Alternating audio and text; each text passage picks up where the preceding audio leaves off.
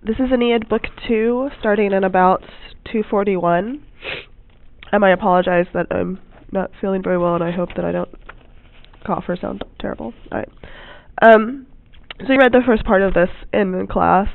And we said there's an apostrophe. Aeneas starts addressing the city itself and its walls and personification of the city. It says, "O fatherland, O Ilium, home of the gods, and walls of the Trojans, famous by war." And this is where we were in class. So we have quator ipso limine portae substitit. Quater is going to be in here 2 times. It's in the next end of the next line as well. That means 4 times. So we've had bis before, bis, which means 2 times. Quator is the equivalent for 4. So 4 times something happened. A limine is a threshold, liminus. It's third declension. We get things like subliminal from it. So something that's subliminal sort of goes underneath the threshold of awareness. And then there's another good word, and I can't remember it off the top of my head. No, I don't remember. Okay. And then portae is genitive, and it goes with limine. So like on the threshold itself of the gate. So remember we're talking about the gates of Troy. They've torn down parts of the wall so they could get this horse in. So 4 times something happened on the threshold itself of the gates, and then substitit is what happened. It halted. You can kind of see the word sto stare in there for to stand, right? So kind of like kind of not tripped because it's not a horse. It is a horse. It's not a person. Let me look up if there's another good word for like caught. 241. Resisted would be another good word. We can tell it's a perfect tense because it's got this 2 T's in it. So it's like sto, stare, steti. Suddenly another T appears. That's called reduplication, and it's one way you can tell if something's perfect or not. So we've had a lot of present tense verbs up to this point. And this is a really, really bad omen.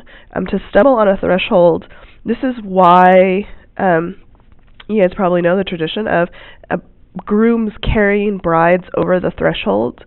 There's 2 things going on there. One, it's this sort of stylized kidnapping that a lot of the marriage ceremony is about. It's like stealing the daughter from the family. But it's also so she doesn't trip, because that would be just the worst thing that would happen.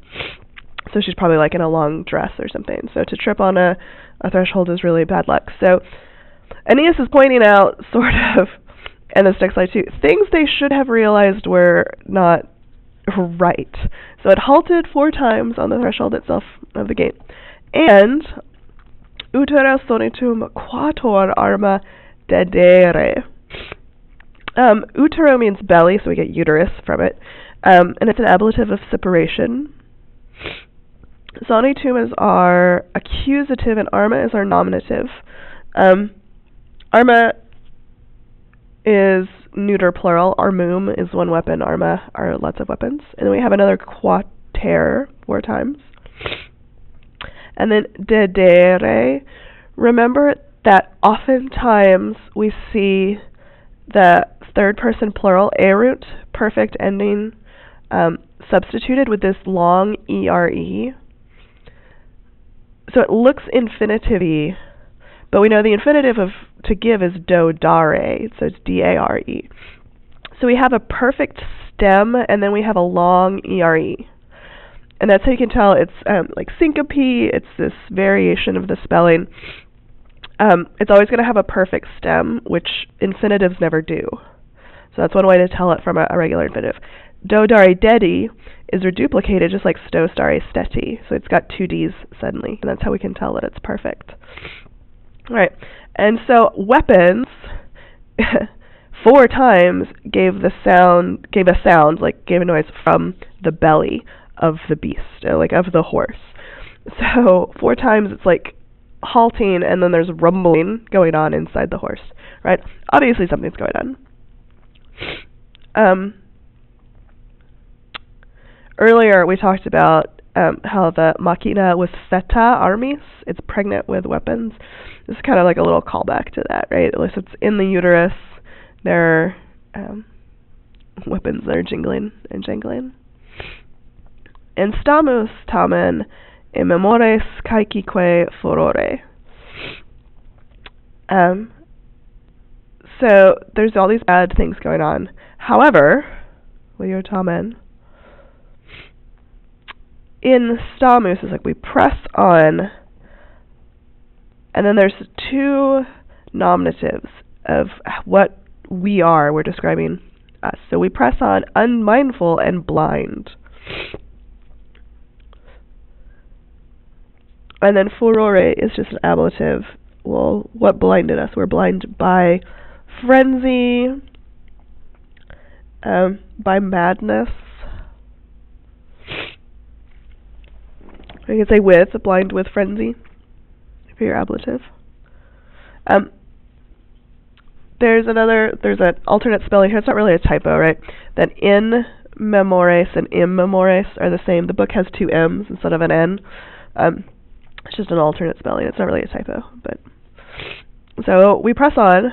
At monstrum and felix sacrata sustimus arche. So we're still the subject because systemus is our verb. So monstrum is neuter, but it can't be our nominative because we're not a monster. So it must be accusative, and infelix must go with it. Infelix totally looks like it should be nominative, but this is the neuter form. Remember, nominative and accusative neuters look the same. And if infelix were the subject, it would have to be plural because we are the subject. So if you want to say like we unlucky or unhappy, it'd have to be infelices. But since it's singular, it has to go with a singular thing, monstrum.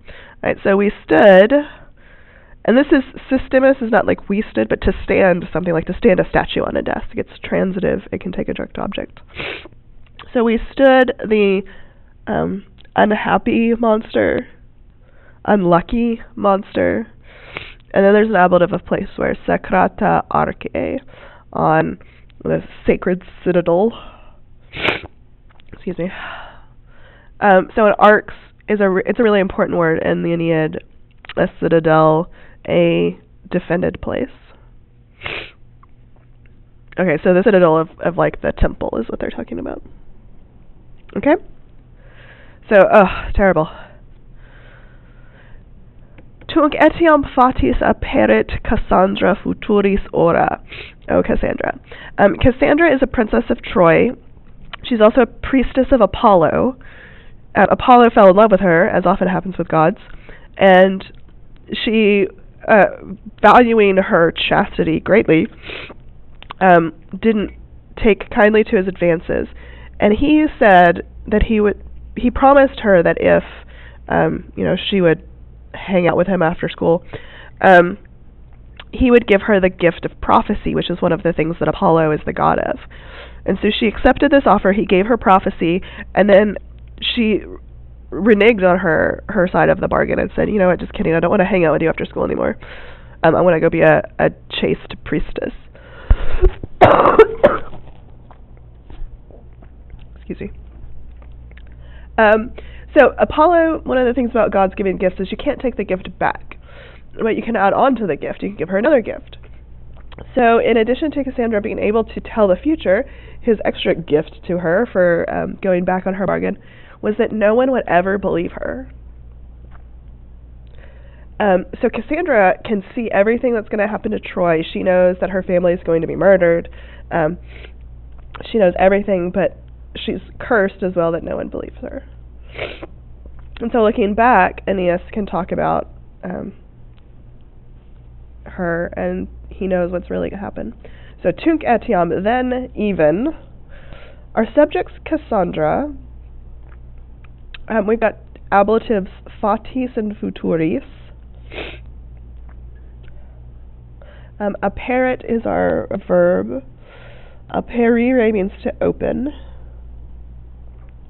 or disclose. And I picked disclose because it's talking about giving out fates, so I said disclosing fates. And then aura, we've seen mostly in relation to rivers, like the mouth of a river, but it can also be like mouth. And it's related to the word oracle.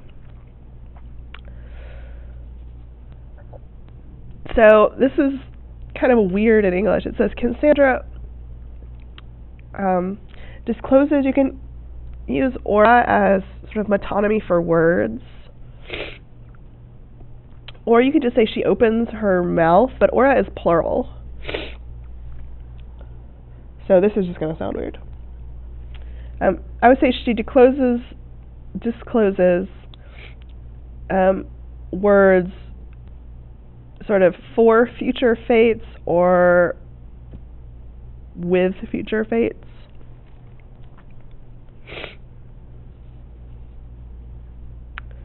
I don't know, I don't really like that part. I don't know really what to do with the aura to make it sound good. Let me look it up in the back and see if there's a better definition.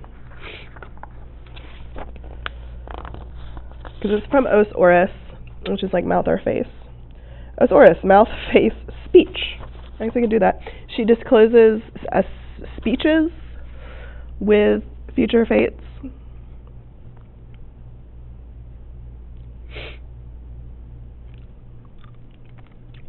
And we have kind of an aside here. Dei usu non umquam credita tucris. So going from left to right, dei is genitive, usu is ablative, non umquam is just an adverb, so it's not really anything. Credita is in opposition to Cassandra. So Cassandra believed, and then non umquam, so not ever believed. Tucris is dative of agent.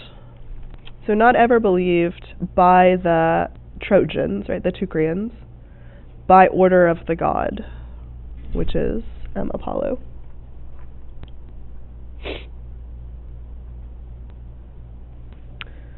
All right, nos delubra deum miseri, quibus ultimus esset ille dies festa velamus foronde per urbe. Okay. Nos is our subject, and we can tell with the lamus, it's we are the subject, the Trojans. Miseri describes nos, like we miserable people. Velamus is related to the word veil, and that a velum is a ship's sail, or like a cloth of some kind. So this is the verb form of that. To cover something or veil something, to cover it with cloth, really. So like we clothe.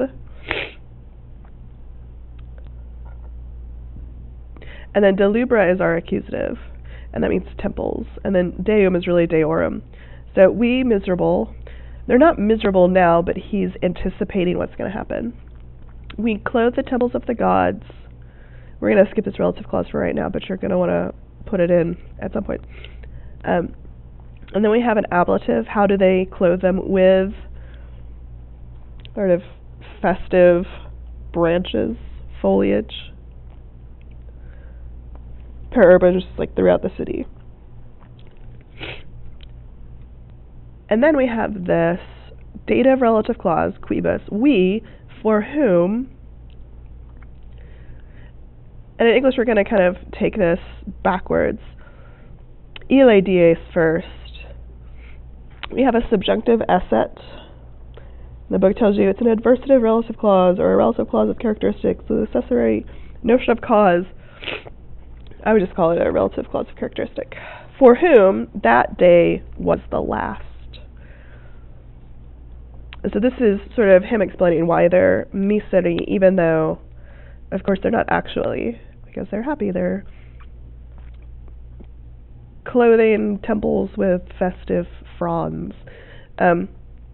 So it's kind of a little bit of oxymoron going on here, some paradox, that they're doing these, like, festa and misery are opposites.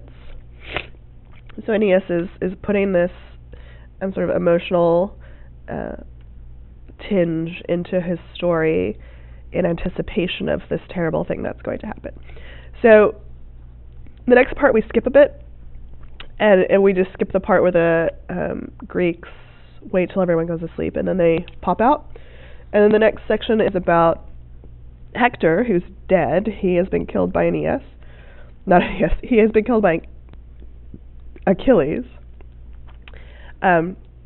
He's Aeneas' brother-in-law, and his ghost comes to give Aeneas a dream and tell him that he needs to leave the city and take all the people and take the household gods of Troy, so like the city gods, and find a new place, found a new city, take their culture with them, save all the people.